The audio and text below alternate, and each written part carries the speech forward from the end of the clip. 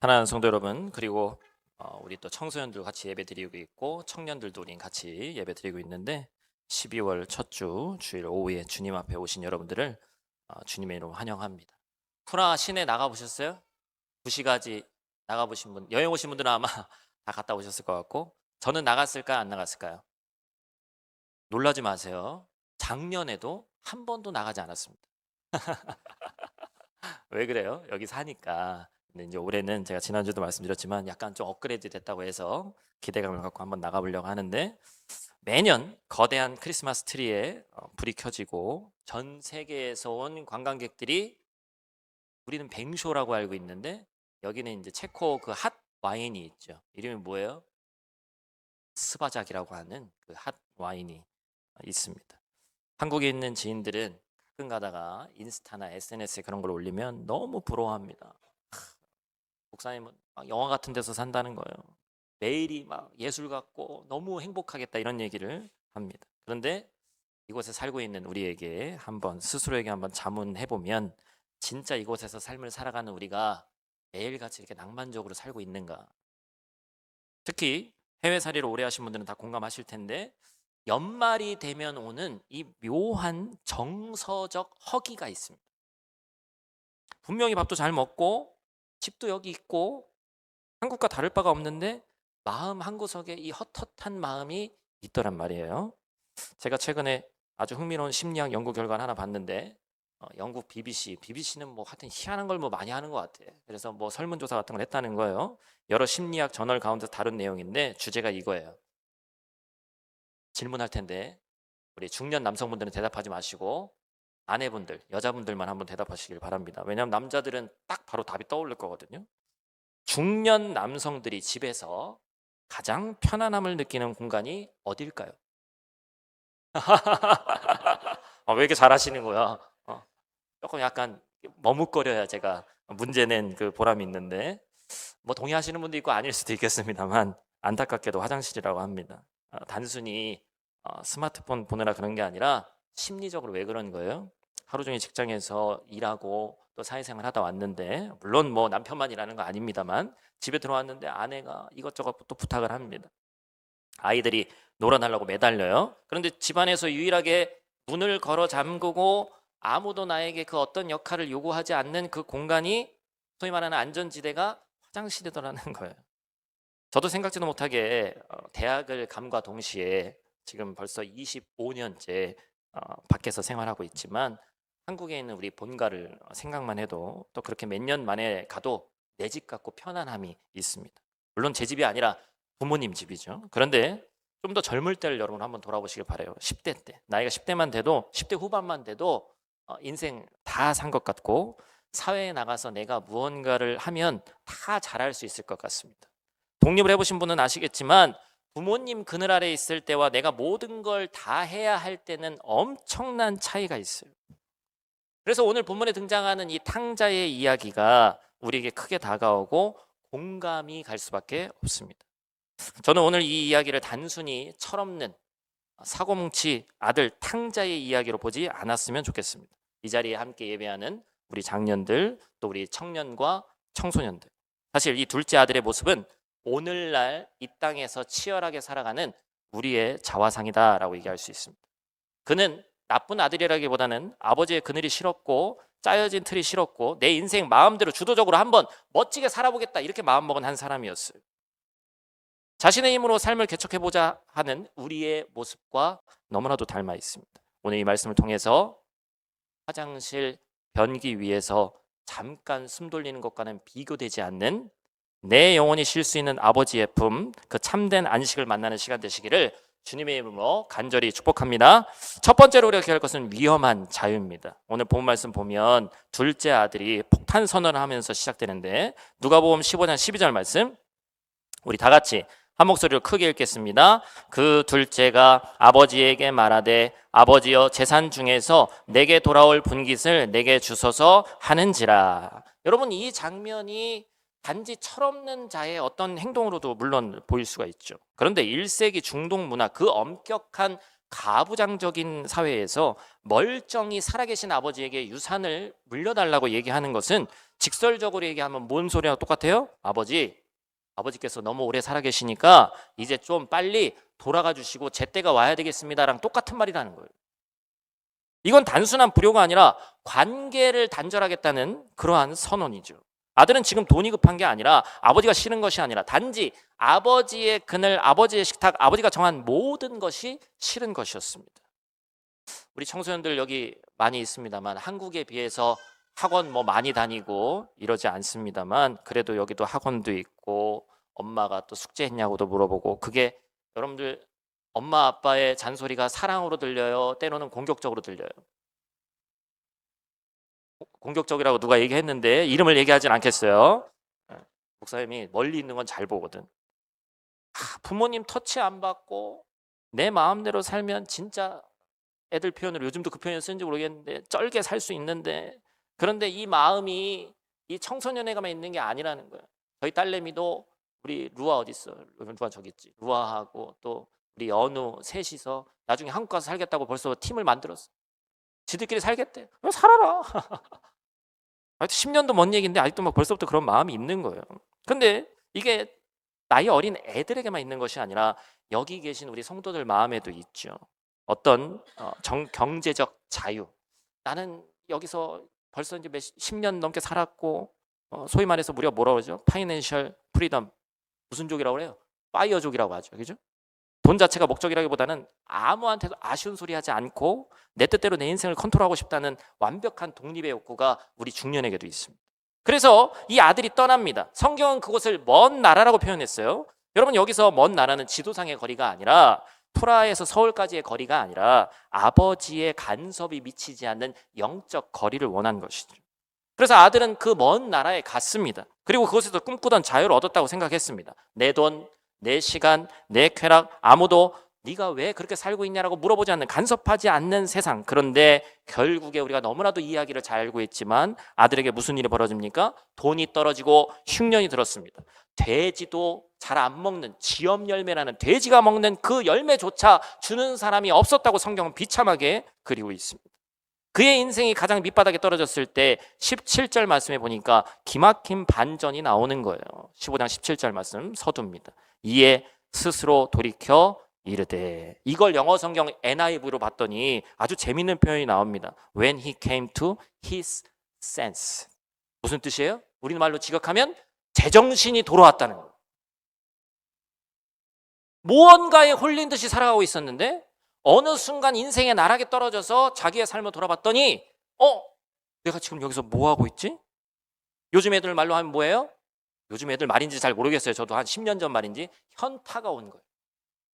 현타가 왔어. 여러분 역설적이게도 바로 그때가 새로운 하나님의 일하심이 시작되는 순간입니다. 결코 낭만적이지 않은 이 해외살이에서 지금 나는 어디에 와 있는지, 우리 예를 들어서 그리스도인이 문제 해결하려는 의지와 현실적인 자각 없이 하나님이 다 알아서 해주겠지 이렇게 말하는 것처럼 무책임한 일이 없습니다. 지금은 속도를 체크해야 될 것이 아니라 지금 문제가 내 삶에 있다면 잠시 멈춰서서 우리의 방향을 조정해야 되는 거예요. 세상 것에 기대서 하나님의 그늘에서 벗어나서 내가 이 땅에서 이루려고 했던 모든 것들을 내려놓고 하나님의 지혜를 구해야 되는 줄로 믿습니다. 할렐루야. 오늘 본문에서 결정적으로 거짓 신세가 된 탕자가 다시 아버지께로 돌아갈 때 문제가 해결된 거예요. 자기 스스로 끙끙 앓을 때 문제가 해결되지 않았습니다. 아버지께 돌아갔더니 문제가 해결됐다는 거예요. 그리고 이 땅에서 살아가는 우리 또한 어느덧 하나님을 떠나서 영적으로 먼 나라에 떠나 있지는 않은지 이 시간 말씀을 통해 돌아보는 저와 여러분들 되시기를 간절히 축복합니다. 두 번째로 기억할 것은 자격이 아니라 관계입니다. 자, 그렇게 정신이 번쩍 든 이 둘째 아들이 집으로 향합니다. 그런데 이 아들의 발걸음이 무겁겠어요? 가볍겠어요? 무거워요? 가벼워요? 설레요? 아버지 다시 만날 걸 생각하고 설레요? 막? 아니죠. 천근만근이죠. 다리가 후덜거리고 있어요. 입이 바싹바싹 마릅니다. 걸어가면서 계속해서 대본을 연습합니다. 아버지, 제가 하늘과 아버지께 죄를 지었으니 저를 아들이 아니라 종으로라도 받아주시면, 이 얘기를 계속해서 하는 거예요. 여러분 이게 뭐죠? 바로 인간의 계산 심리입니다. 내가 잃어버린 재산이 얼만데 아들은커녕 종이라도 돼서 노동으로 갚아야 되겠구나. 그러면 아버지의 화가 조금이라도 풀리겠지? 지금 아들은 아버지를 만나러 가는 것이 아니라 마치 채권자를 만나서 딜하러 가는 거예요. 이게 바로 우리 현대인의 특징입니다. 신앙생활조차 자꾸 거래로 생각하는 사람들이 있습니다. 내가 이만큼 하나님한테 했으니 하나님 복 주시겠지? 반대로 내가 막 살았으니까 하나님 나에게 벌 주시겠지? 그런데 여러분 오늘 20절 말씀을 보십시오. 인간의 모든 계산기를 무시하는 장면이 나와요. 20절 말씀 우리 크게 읽습니다. 이에 일어나서 아버지께로 돌아가니라. 아직도 거리가 먼데 아버지가 그를 보고 측은히 여겨 달려가 목을 안고 입을 맞추니. 무슨 얘기예요? 아직도 거리가 멀다. 이 말은 아버지께서 우연히 동구 밖에 나왔다가 아들을 우연하게 발견한 것이 아니라 이미 아들이 언제 돌아올지 모르니까 비가 오나 눈이 오나 계속해서 그 마을 끝을 주시하면서 기다리셨다는 증거죠. 여러분 이 본문은 이 시대에 대한 배경을 알아야 더 쉽게 이해할 수 있는 쉬운 장면입니다. 아버지가 달려갔다. 여러분 당시 1세기 유대 문화 가운데서 그 근엄한 가부장적 문화에서 마을의 어른이, 그것도 나이가 지긋한 아버지가 옷자락을 걷어 올리고 뛴다. 우리도 조선시대에 대한 이야기를 많이 들어서 알고 있습니다만 아버지가 양반이 뛴다는 얘기는 있을 수 있어요, 없어요? 비가 오나 눈이 오나 천천히 걸어가야 되는 거예요. 이것은 점잖지 못한 행동이고 사회적 체면을 다 구기는 행동이었습니다. 그런데 아버지는 도대체 왜 뛰었을까? 단지 반가워서요? 그게 아니라는 것이죠. 신학자 케네스 베일리는 이렇게 얘기했습니다. 이 장면을 중동의 케차차라는 의식으로 설명합니다. 당시 유대 마을에는 공동체의 재산을 이방인에게 넘기고 탕진한 자가 돌아오면 마을 사람들이 그 앞에서 항아리를 깨뜨리고 너는 우리와 끊어졌다고 소리를 치면서 돌을 던져서 쫓아내는 무서운 습관, 관습이 있었습니다. 여러분 목사인 제가 이 본문을 묵상할 때마다 가슴이 먹먹해지는 이유가 여기 있어요. 아버지가 뛴 이유는 단지 반가워서 뛴 것이 아니라 마을 사람들이 내 아들에게 돌을 던지기 전에 내가 가서 몸으로 그 아들을 보호하기 위해서였습니다. 돌을 던져도 나한테 던지고 비난을 해도 책임 있는 아버지인 나에게 비난하라는 거예요. 내 아들을 건드리지 마라. 아버지는 지금 자신의 명예, 체면, 위신을 다 바닥에 던지고 오직 아들을 살리기 위해서 전력 질주를 했습니다. 성경에는 구체적으로 기록되어 있지 않습니다만 아버지가 아들의 목에 입 맞췄다 이 정도로 되어 있습니다만 그렇게 아버지가 아들을 와락 끌어안죠. 여러분 이때 아버지가 맡은 냄새를 한번 상상해 보시길 바랍니다. 며칠 씻지 않은 땀 냄새 정도가 아니라 유대인이 가장 혐오하는 짐승이 뭐예요? 바로 돼지입니다. 돼지 똥 냄새 같은 돼지 냄새가 온몸에 배어 있습니다. 옷은 누더기고 머리는 떡이 졌고 몸에서는 썩은 악취가 진동합니다. 보통 사람 같으면 아버지와 아들의 관계가 아니었다면 코를 막거나 가서 씻고 와라. 아우 나한테 떨어져 이렇게 얘기했을 거예요. 그런데 아버지는 그 악취를 피하지 않았죠. 그 더러운 아들의 목을 끌어안고 자신의 깨끗한 뺨을 아들의 오물 묻은 뺨에 비빕니다. 아버지에게는 지금 아들의 냄새가 중요한 것이 아니라 그 아들의 무엇이 중요해요? 아들이 돌아왔다는 존재가 중요한 거예요. 우리가 하나님 앞에 나올 때 하나님 제가 이 문제를 해결하고 나가겠습니다. 목사님 하나님과 그리고 세상에서 일이 잘 풀리지 않아서 교회를 잠깐 쉬겠습니다. 교회가 왜 잠깐 쉬어야 되는지 잘 모르겠습니다만 우리 어린 친구들은 교회 잠깐 끊었다 다시 온다고 그러더라고요. 학원이 아니에요, 학원이. 참 여러 가지 표현이 있어요. 그 얘기는 어떠한 걸 전제로 하고 있어요? 내 마음이 불편하다는 거예요. 지금 하나님 만나서 얘기하고 기도하고 예배드릴 그러한 마음의 자세가 아니라는 거예요. 여러분 틀렸죠. 탕자의 냄새가 진동할 때 그때가 가장 아버지가 필요한 순간이라는 거예요. 사랑하는 성도 여러분, 하나님의 사랑은 자격 조건이 아닙니다. 우리의 상태가 아니에요. 오직 당신이 네가 나의 아들이고 네가 나의 딸이라는 그 끊을 수 없는 관계가 그 하나만으로 아버지와 우리의 관계가 성립되고 냄새나는 그 모습 그대로 그 아픈 모습 그대로 아버지의 품에 안기시는 저와 여러분들 되시기를 간절히 축복합니다. 그것이 하나님이 원하시는 유일한 해결책인 거예요.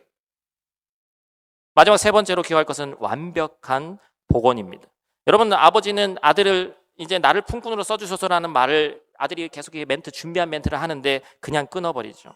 아들의 자기 비하를 들을 가치조차 없다고 얘기를 하는 거예요. 그러면서 다급하게 명령하는 장면이 나옵니다. 여기서 우리는 하나님의 놀라운 치유 방식을 봅니다. 세상에서는 수리가 있고 복원이 있습니다. 여러분 좀 어려운 말이에요. 수리는 좀 쉬울 수 있지만 복원은 우리 청소년들한테 좀 어려운 말일 수도 있는데, 고장난 자전거가 있는데 고장난 자전거를 고치는 건 뭐예요? 수리입니다.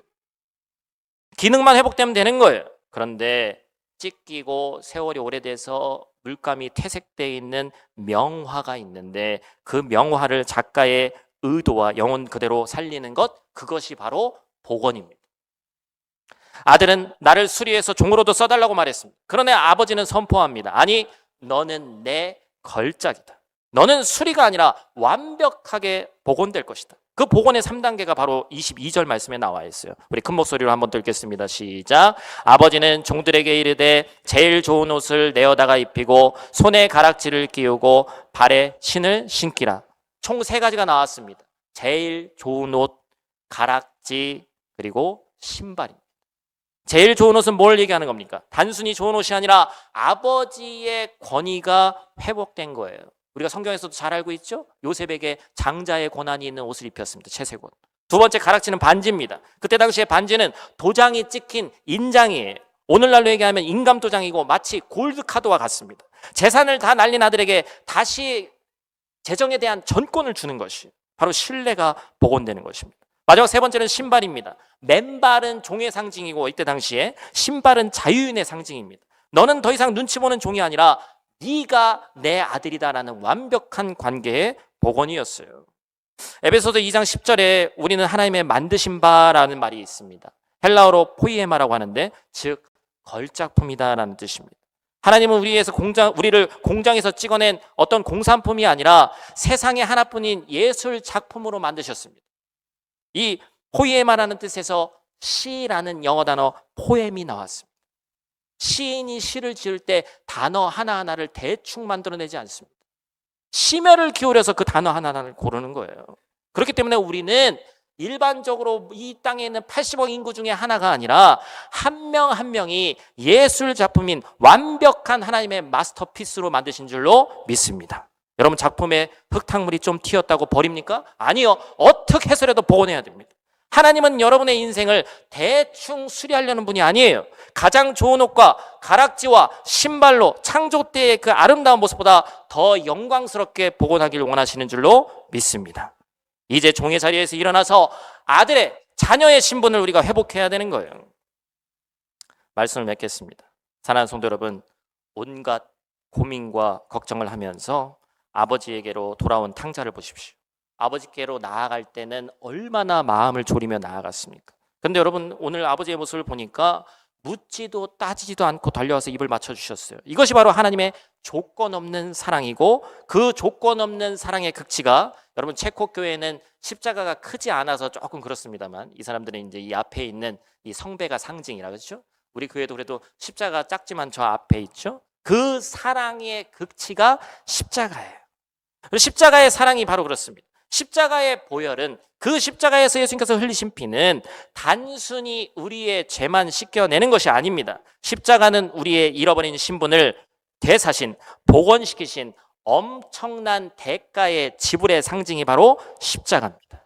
예수님께서 십자가의 피 흘리심으로 찢어졌던 우리의 자녀됨을 완벽하게 복원해 놓으셨고, 그 피가 우리의 가장 좋은 옷이 됐고, 그 사랑이 우리 손에 다시 가락지를 끼워 주셨습니다. 그러므로 우리가 해야 될 일은 단 한 가지입니다. 내 초라한 행색을 보며 주저하는 것이 아니라 그동안 하나님 앞에서 멀어졌기 때문에, 내 마음이 불편하기 때문에 아버지에게서 멀어지는 것이 아니라 아버지의 품으로 지금 즉시 파고드는 것인 줄로 믿습니다. 히브리서 기자는 히브리서 4장 16절에서 이렇게 말합니다. 그러므로 우리는 긍휼하심을 받고 때를 따라 돕는 은혜를 얻기 위하여 은혜의 보좌 앞에 담대히 나아갈 것이니라. 새 번역에서는 이렇게 더 쉽게 얘기했어요. 그러므로 우리는 담대하게 은혜의 보좌로 나아갑시다. 그리하여 우리가 자비를 받고 은혜를 입어서 제때에 주시는 도움을 받도록 합시다. 할렐루야. 오늘 사무총회를 하지 않습니다만 내년도 우리 교회의 주제 선구입니다. 히브리서 4장 16절.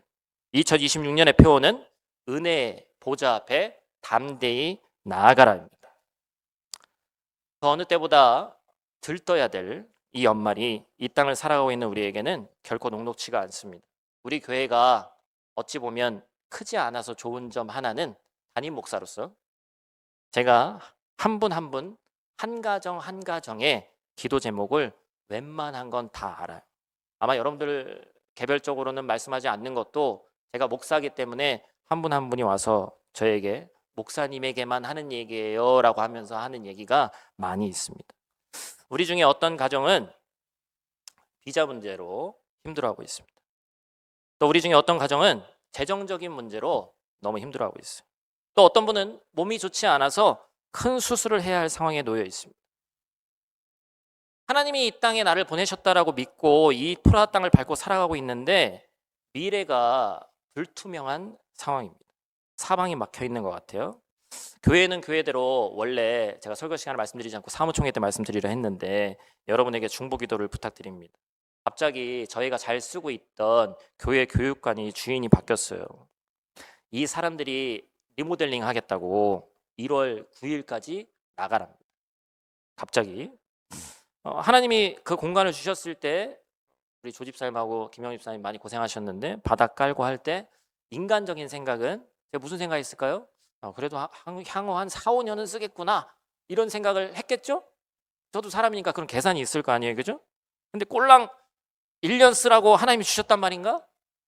저도 이제 담임 목회 한 지 근 10년이 9년이 다 돼가는데 이 40대 중반이 되어서 담임 목사가 되어서도 아직도 하나님에게 이런 일이 터질 때마다 서운한 마음이 있겠어요, 없겠어요? 솔직하게 얘기해보세요. 제가 무슨 성인 군자가 아니잖아요, 그죠? 서운하죠. 하나님이 이제 개척하고 9년 뭐 이런 본당 이것만 봐도 은혜 뭐 너무 감사할 요소들이 많죠. 그런데 안 되는 것만 보면서 또 사람은 그런 마음이 들게 돼 있단 말이에요.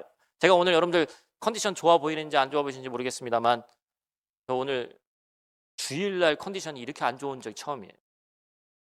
지금은 분명히 설교할 때는 성령의 힘으로 한다고 전 믿고 있습니다만 설교하기 딱 20분 전에 알약 2알 먹고 왔습니다.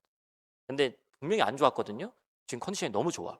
약 기운인지 뭔지는 제가 잘 모르겠습니다만 너무 감사하게 지금 설교 잘 하고 있는데 오늘 말씀 그리고 히브리서 4장 16절 말씀이 내가 처한 상황이 너무나도 어렵고 인간적인 계산 안에서 계산이 되지 않기 때문에 은혜의 보좌 앞에 더 담대히 나아가야 된다고 말하고 있어요. 그럼에도 불구하고 내 상황이 녹록치 않음에도 불구하고 은혜의 보좌 앞으로 나아가면 그 서운한 마음이 해결된다는 거예요. 해결될지도 몰라. 해결될까가 아니라 성경에서는 해결된다고 분명하게 얘기하고 있습니다. 할렐루야. 은혜의 보좌 앞으로 나아가면 문제가 해결된다. 은혜의 보좌 앞으로 나아가면 내가 아닌 하나님이 일하시는 것을 우리 눈에 보이게 될 줄로 믿습니다. 어떤 분들은 내가 마음과 행동으로 지은 죄 때문에 그리고 지금도 그 죄를 떠나지 못했기 때문에 또 한동안 하나님을 멀리 떠났던 그 세월 때문에 염치가 없어서 기도할 수 없고 하나님 앞에 가까이 나갈 수 없다라고 말하는 걸 듣습니다. 그동안에도 기도하지 않았으니까 지금 해봐야 하나님이 내 기도를 들으실까라고 생각하는 분들이 있습니다. 단언컨대 그렇지 않습니다. 이미 신분이 회복된 우리는, 이미 복원된 우리는 더 이상 망설일 필요가 없어요. 이제 방황은 끝났습니다. 나의 어떠함이 아니라 나를 자녀 삼으신 하나님의 신실하심을 의지해서 은혜의 보좌 앞에 그저 나아가기만 하면 되는 줄로 믿습니다. 이 땅의 겨울바람이 차갑고 그보다 현실이 더 추워서 여러분을 위축되게 할지라도 반드시 기억하시길 바랍니다. 하나님의 사랑이 이미 우리의 신분을, 하나님의 아들, 딸로 복원하신 십자가의 사랑이 이미 여러분을 아버지 앞으로, 은혜의 보좌 앞으로 초청하고 있는데 우리가 그 초청에 부르심에 힘입어서 나아가기만 하면 모든 문제가 하나님의 때에 해결되는 하나님의 자녀로 확정되었습니다. 할렐루야. 여러분, 이제 우리 더 이상 종으로 살지 않으시길 원합니다.